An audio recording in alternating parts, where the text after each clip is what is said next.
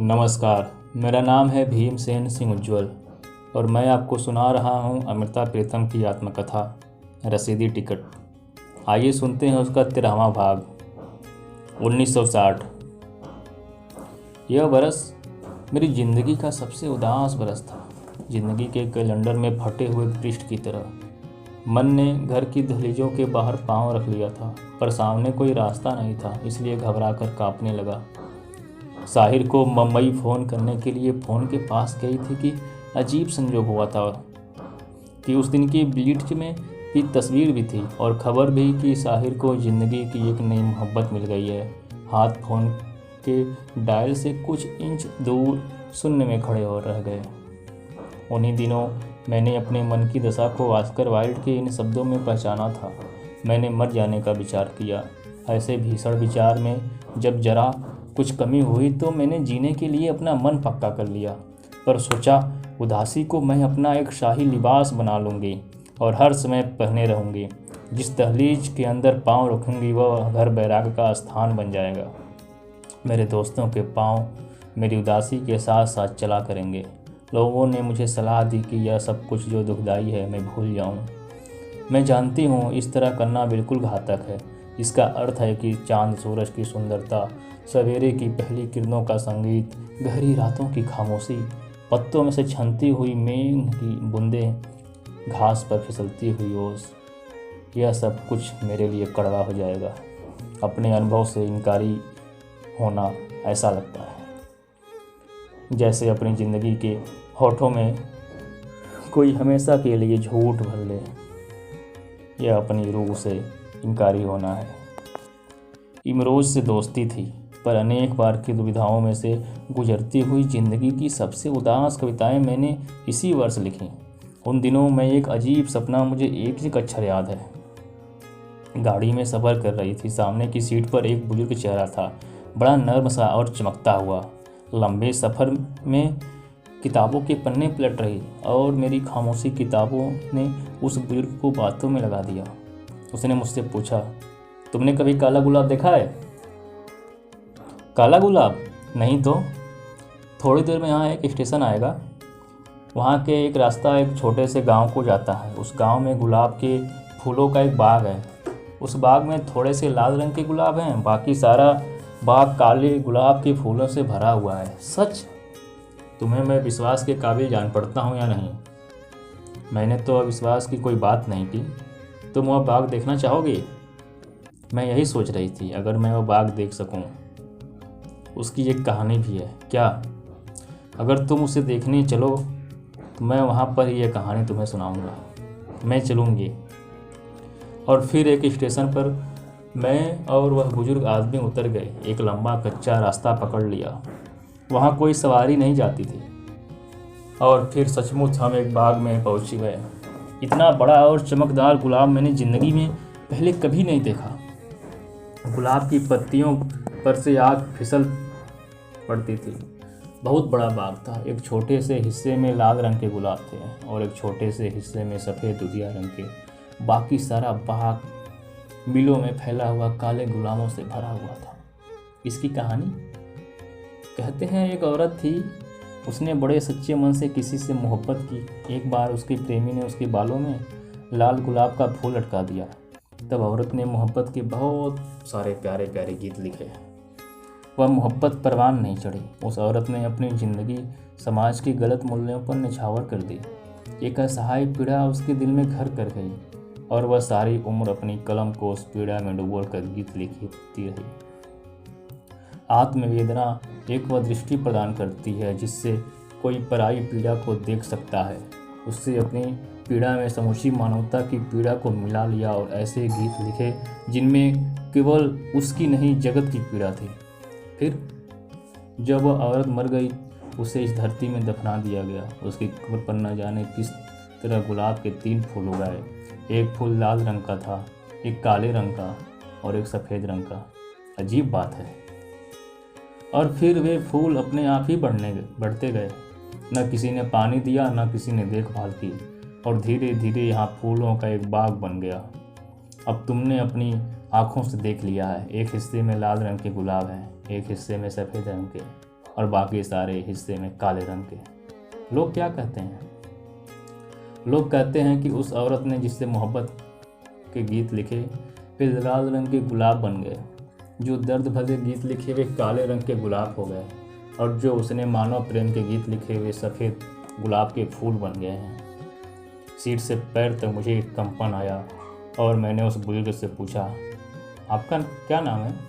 मेरा नाम समय है। समय, आप मेरी कहानी मुझे ही सुना रहे हैं। समय की मुस्कुराहट और मेरे अंदर अपने कंपन के कारण मेरी आंखें खुल गई और उन्हीं दिनों गीत लिखा। दुखांत यह नहीं होता कि रात की कटोरी को कोई ज़िंदगी के शहद से भर न सके और वास्तविकता के होठ कभी उस शहर को न चख सके। दुखांत यह नहीं होता कि जब रात की कटोरी पर चंद्रमा से की कलई उतर आए और उस कटोरी में पड़ी हुई कल्पना पैसेली हो जाए। दुखांत यह भी नहीं होता कि आपकी किस्मत से आपके साजन का नाम पता न पढ़ा जाए, आपकी उम्र की चिट्ठी सदा रुलती रहे। दुखांत यह होता है कि आप अपने प्रिय को अपनी उम्र की सारी चिट्ठी लिख लें और फिर आपके पास से आपके प्रिय का नाम पता खो जाए। दुखांत यह नहीं होता है कि ज़िंदगी की लंबी डगर पर समाज के बंधन अपने कांटे बिखेरते रहें और आपके पैरों में से सारी उम्र लहू बहता रहे। दुखांत यह होता है कि आप लहूलुहान पैरों में से एक उस जगह पर खड़े हो जाएं जिसके आगे कोई रास्ता आपको बुलावा न दे। दुखांत यह नहीं होता है कि आप अपने इश्क में ठिठुरते शरीर के लिए सारी उम्र गीतों के पैरहन सीते रहें।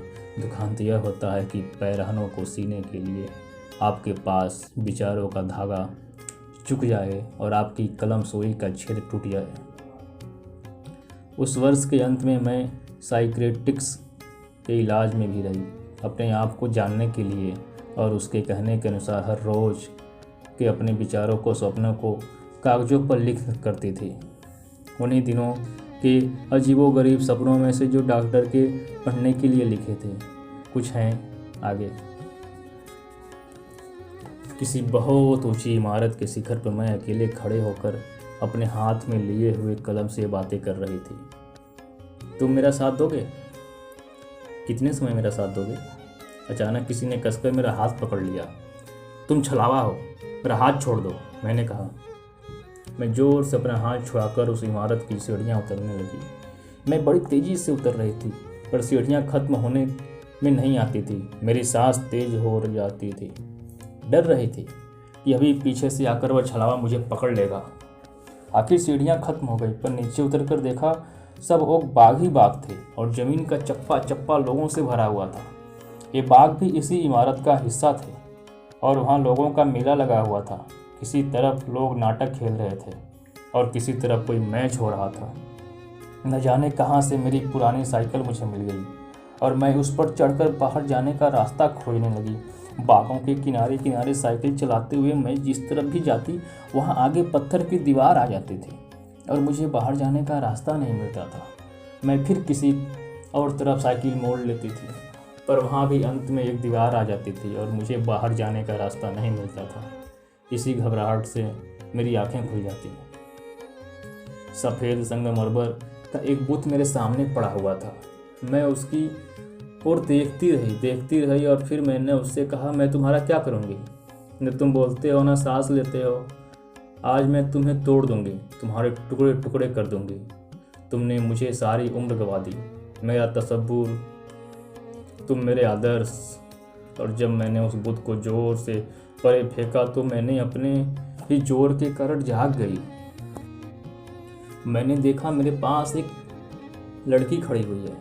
कोई 20 बरस की होगी, पतली लंबी, और उसका एक एक नक्श जैसे किसी ने बड़ी मेहनत से गढ़ा हो, पर उसका रंग काला और चमकदार जैसे किसी ने काले पत्थर को तराश कर एक बुत बना दिया हो।